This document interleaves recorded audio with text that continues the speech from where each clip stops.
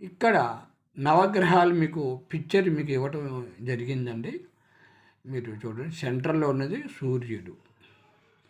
మనకి బుధ, శుక్ల, చంద్ర, గురు, సూర్య, మంగళ్, కేతు, శని, రాహు, ఈ 9 గ్రహాలు. వీటి గురించి మనం కొన్ని వివరాలు తెలుసుకుందామండి. 1, సూర్యుడు. గ్రహానికి శాంతి చేయించుకోమని జ్యోతిష్యులు చెప్పారా మీకు? చెబితే మనం పాటించాలి. ఎందుకంటే మన యొక్క జాతకాన్ని చూసి ఏ లోటుపాట్లు ఉన్నాయో చెప్తారో ఆ విధంగా మనం శాంతులు చేయించుకోవాల్సి ఉంటుంది.